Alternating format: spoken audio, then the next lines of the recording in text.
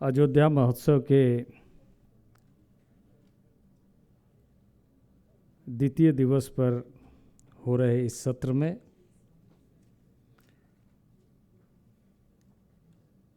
इस महोत्सव के अध्यक्ष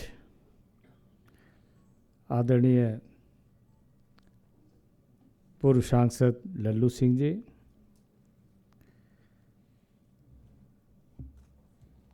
आज इस स्थान पर मुझे आने का अवसर मिला है। विशेष तौर से मैं आभारी हूँ हमारे चिंतक श्रद्धेय राम बहादुर राय जी का और मंच पर उपस्थित हमारे विद्वतजन डॉक्टर विनोद तिवारी जी, डॉक्टर कौशल Pawar ji, doctor Rajendra Paswan ji, doctor Rajiv Kumar Sharma ji, doctor गुरु प्रकाश पासवान जी और इस सभागार में उपस्थित आप सभी विद्वतजन, महानुभाव, भाइयों एवं बहनों और अभी अभी पधारे हमारे वरिष्ठ आदरणीय पाल साहब और उपस्थित समस्त बुद्धिजीवियों।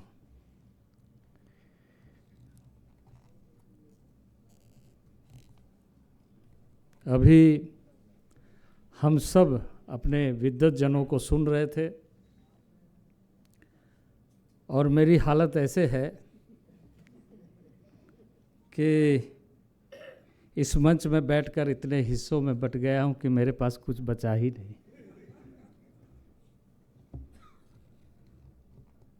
क्योंकि सारी बातें भारत में महिलाओं के स्थान, साहित्य और ग्रंथों में, हमारे वाङ्मयों में, हमारे पूर्वजों ने, हमारे मनीषियों ने जिस तरीके से शास्त्र के रूप में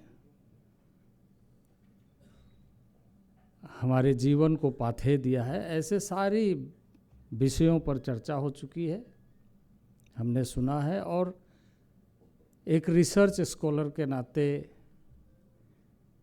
सभी हमारे विद्वतजनों ने सारी बातें कह दी है। पर मैं आज की इस विषय पर बहुत ज़्यादा बातें नहीं कहूँगा, बस क्योंकि उदाहरण के तौर पर मैं यही कहूँगा कि जिस तरीके से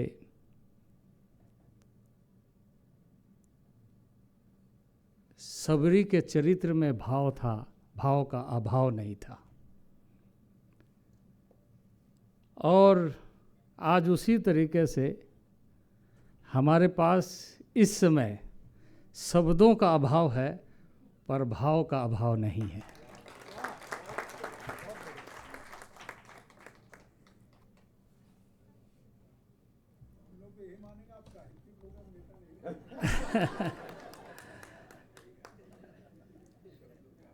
इस समय मैं सबसे पहले इस आयोजन के लिए और इस विषय के लिए आभार व्यक्त करना चाहता हूँ कि मुझे ऐसा लगता है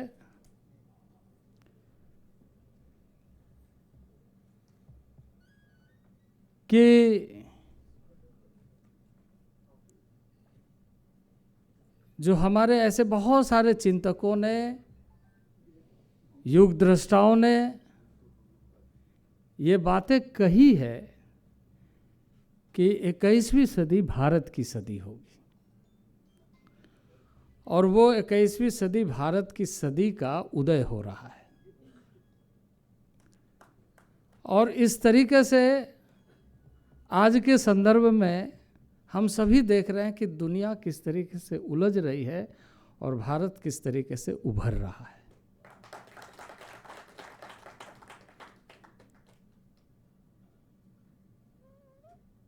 मनुष्य जीवन का भौतिक आयाम,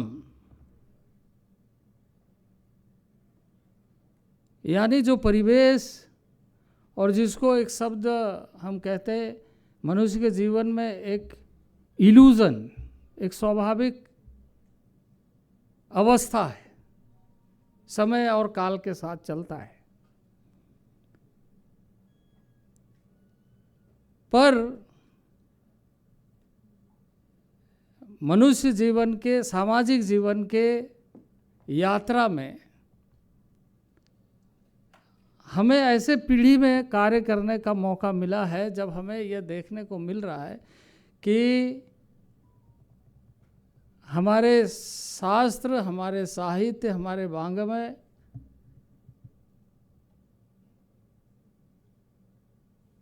उसको न केवल मानने का बल्कि दुनिया को जानने का एक नया नेतृत्व इस कालखंड में प्रारंभ हो रहा है।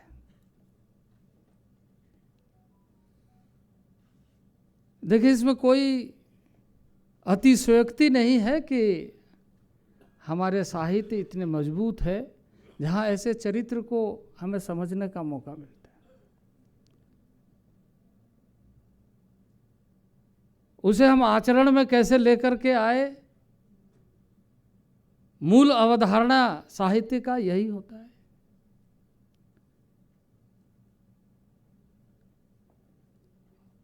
और उस दृष्टि से मैं ये मानता हूं कि आज़ादी के पहले विभिन्न कालखंडों में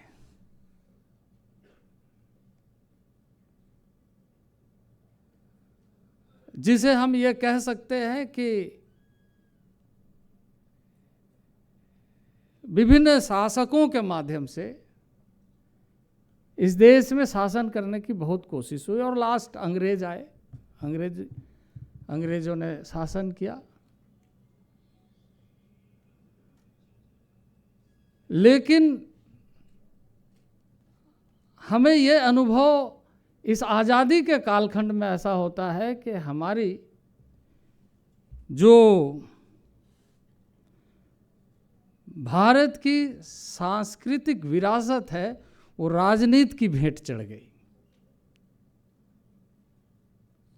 और इस कारण नए तरीके से मूल्यांकन की विधि बनी और नए तरीके से उसकी प्रस्तुति करते हुए हमारी जो साहित्यिक यात्रा की जो ताकत है वो कमजोरी में बदलने लगी। जो शक्ति, मैं इस बात को इस तरीके से बल देना चाहता हूं कि दुनिया में भारत की सांस्कृतिक विरासत ही ऐसा है जिसमें जीवन मूल्य को आंतरिक शक्ति, अध्यात्म की शक्ति के साथ देखा गया है। आध्यात्मिकता की जो ताकत है वो आंतरिक शक्ति है। उस आंतरिक शक्ति को, जिसे हम ये कह सकते हैं आध्यात्मिक मतलब आंतरिक शांति, आप अंदर से कितना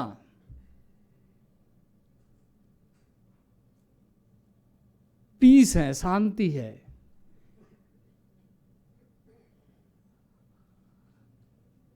प्रभु राम के चरित्र में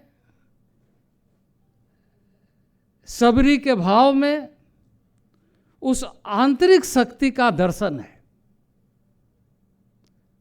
आंतरिक शांति का दर्शन है। साहित्य का निर्माण बाद के कालखंडों में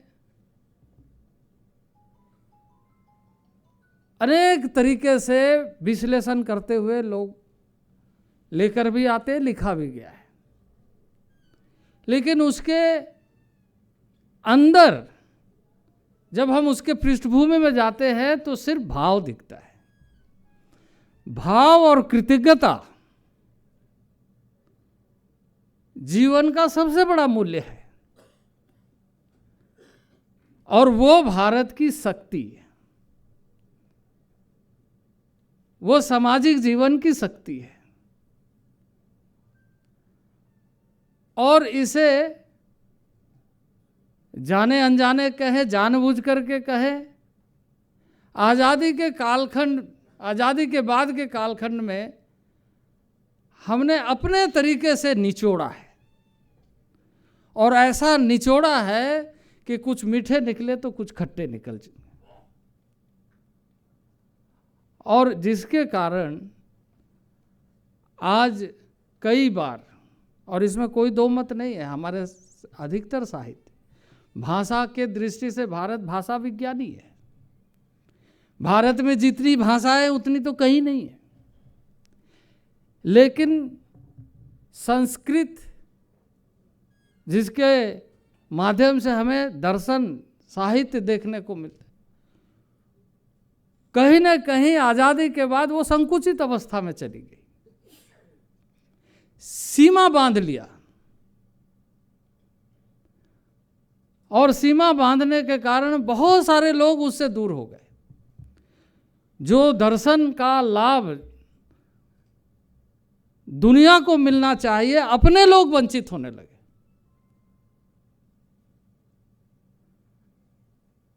और मैं समझता हूं कि ये समय ऐसा आया है फैलाव का, उभारने का, कि न केवल भौतिक दृष्टि से हमारी आवश्यकता को पूरा करने के लिए, सक्षम बनाने के लिए हम दुनिया के सामने सशक्त बने, बल्कि हमारे दर्शन के आधार पर हम मजबूती के साथ दुनिया में अपना स्थान बनाएं।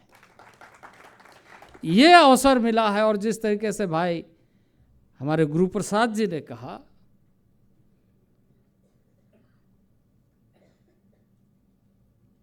कि दुनिया में ऐसे बहुत सारे लोगों के साथ चर्चा करने का मौका मिलता है और भारत के बारे में अपनी धारणा बनाते हैं।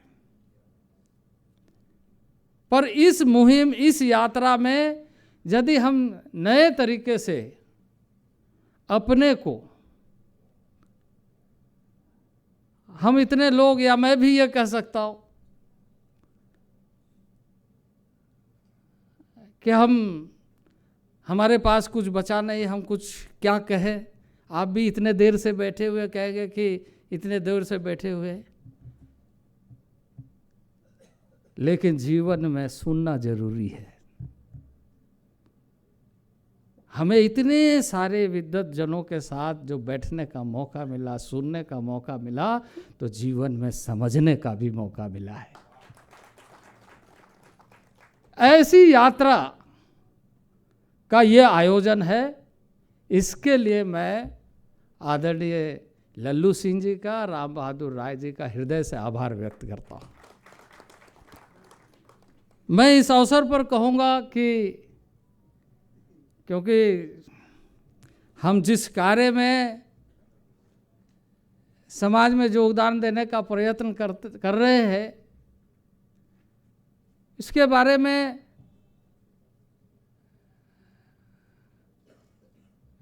किस तरीके की चर्चा होती है राजनीतिक क्षेत्र में, इसका अंदाजा स्वतः लोग लगाते भी हैं और समझते भी हैं उसी तरीके से। लेकिन मैं इस अवसर पर यह कहूँगा कि भारत के लिए बहुत ज़रूरी है, क्योंकि भारत सिर्फ आज का भारत नहीं है। भारत आर्यावर्त और जम्बूद्वीप है। हमें आर्यावर्त और जम्बूद्वीप के चरित्र को समझते हुए आगे की योजना, सामाजिक चेतना की दृष्टि से भी,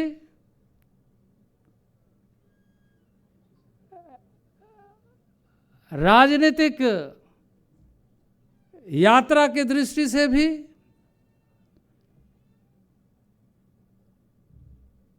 और आज की भारत को एक भूखंड के दृष्टि से ही नहीं बल्कि आर्यावर्त और जम्बूद्वीप को नए भारत के रूप में देखना है।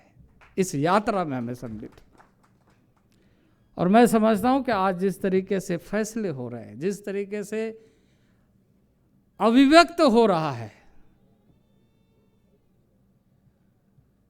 कि पहला अवसर देश के आज़ादी के बाद है कि एक महिला राष्ट्रपति, जिसे हम कह सकते हैं कि सबरी के चरित्र के रूप में दिख रहा है।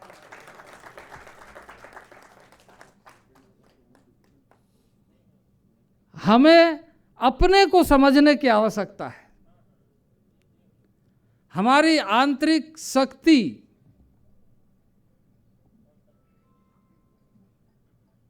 का आकलन करते हुए अपने चरित्र में सुनिश्चित करना है। मैं ये कह सकता हूं कि बाकी तो आपने सुना है, इसलिए वैसा न दोहराते हुए मैं कहूँगा कि सबरी एक चरित्र का नाम है, और चरित्र यानी जिसके पास भाव है। शब्द हो न हो, यदि भाव है तो प्रतिबिंब किसी न किसी रूप में वो रचनात्मक दृष्टि से होता है, वो ऊर्जा के रूप में प्रभावित होता है।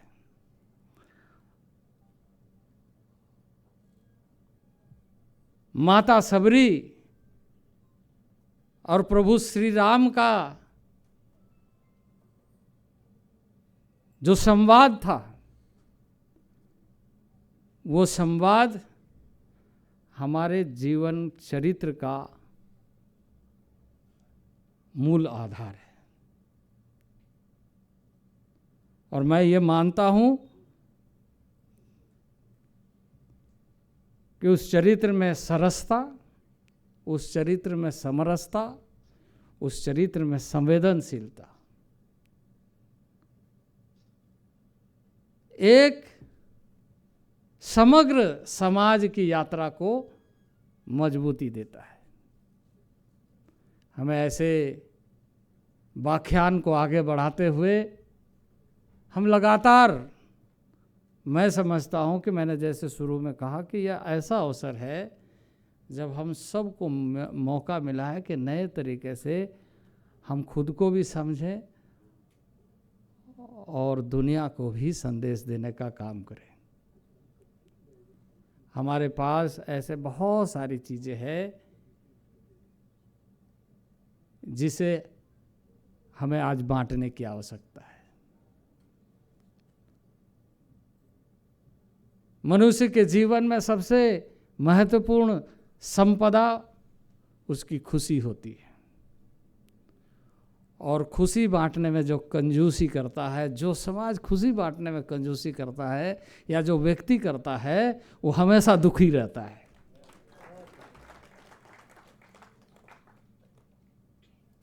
मैं समझता हूँ कि इस समय बहुत बातें हो चुकी है, कई और अवसर मिलेंगे और इस यात्रा को हम लगातार बनाए रखें।